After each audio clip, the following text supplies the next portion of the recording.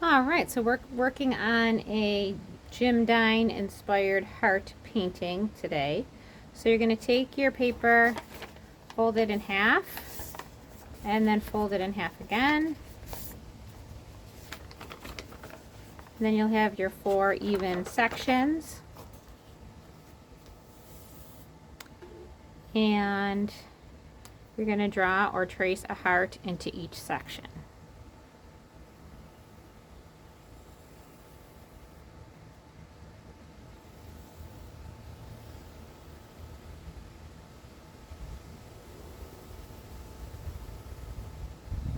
So you would work with pencil first. I work with Sharpie because it shows up better on the video.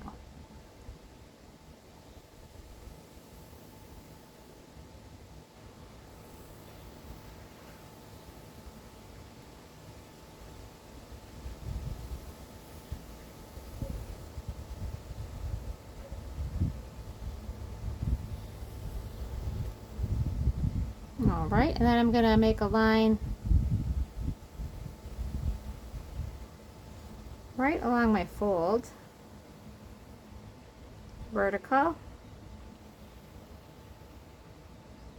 and horizontal. Then I'm going to put a design into each one of my hearts.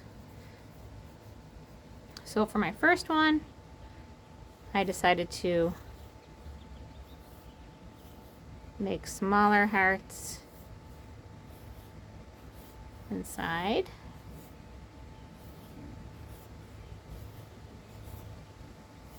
Of the big heart.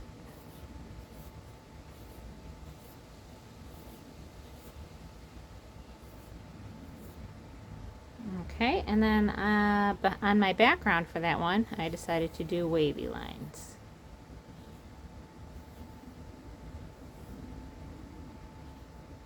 So whenever I'm trying to think up patterns, I just think of shapes that I like to draw and lines that I like to draw, and then I just repeat them.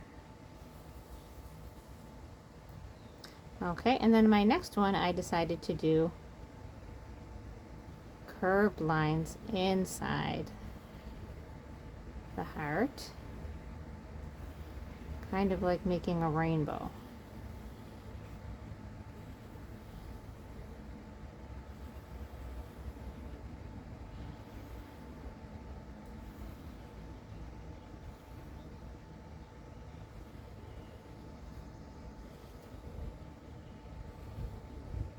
And then straight lines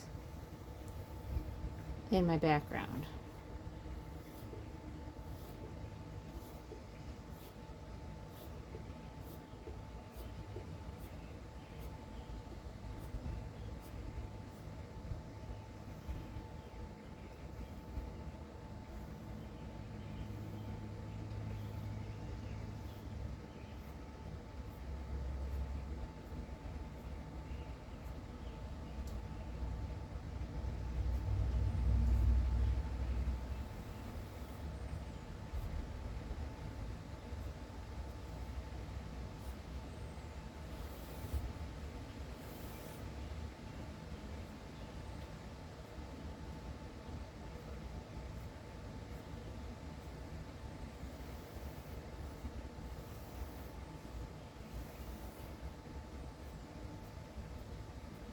Okay, and then my next one, I did diagonal lines.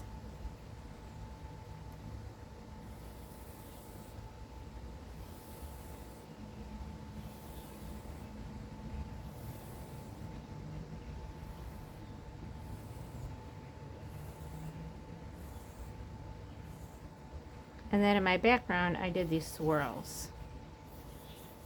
So they're kind of like making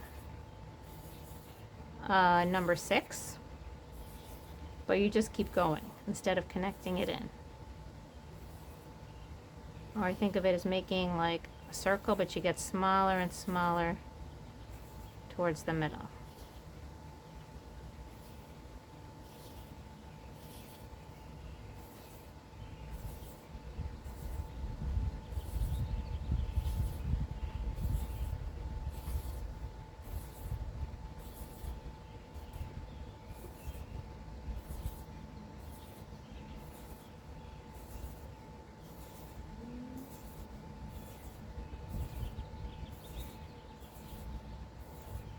So a fun story to read with this project might be Enemy Pie, because it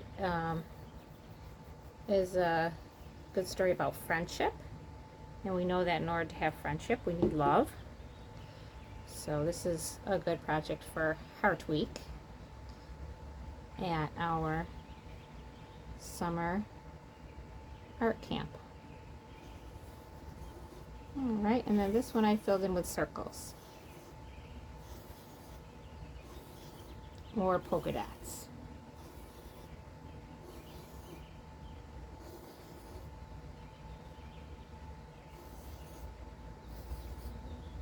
Maybe some of them will be just half or part circles because they're up to the edge. And then my background for this one, I did straight lines, up and down, vertical. So if your spaces are bigger for your lines and your shapes, then you'll have bigger spaces for painting. If you keep your lines real close together, you'll have smaller lines for painting. So bigger spaces are usually easier to paint in. Okay, so like I said, my next step was painting. I'm just going to get a little tape to hold down these edges, just in case we get a little breeze out here on the patio. So I'm using watercolor paints. So these are usually pretty easy to find. And then water and my brush, kind of like a medium-sized brush, usually around a 6 or 7. This one actually says 8. And then you're going to move your brush gently along the inside of the cup. I always say don't tap the brush like that, no tappers. You just want to gently move your brush along the inside of the cup to get the extra water off. And then just dab gently on your paints. Sometimes you can look at the paintbrush and you can see the color on there from the paint, and that usually lets you know that you have plenty of paint. And so I like to hold my brush down low here, the silver part of the brush called the ferrule. And that helps me have more control over where I'm painting. So if you have more water in your brush, your colors are going to be lighter.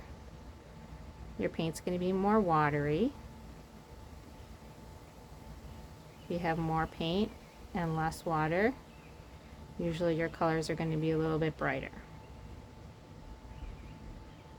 So it depends. Now I'm not worried about every little spot. In some areas my paint blends right into the wrong space, but it's not a big deal. Like over here, it kind of is blending in or moving into the wrong space that I didn't want it to go into. I can paint that over. If I really want to remove it, sometimes I can take a little water on a nice clean paintbrush, clean water on a clean paintbrush, and then paint back over that spot with the clean water, and then dab it up with very clean paper towel or tissue.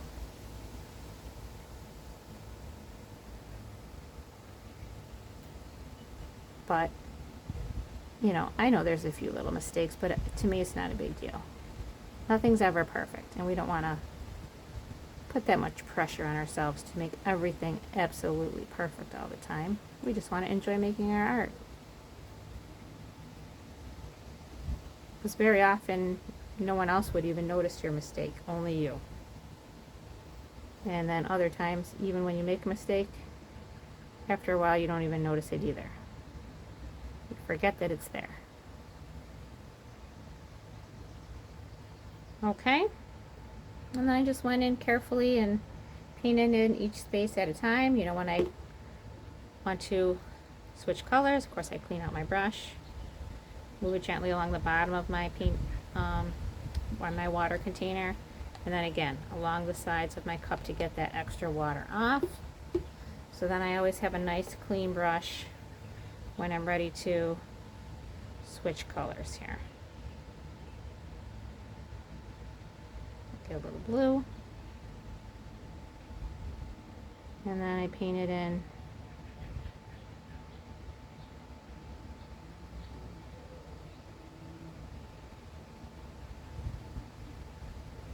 one little space at a time in my background as well.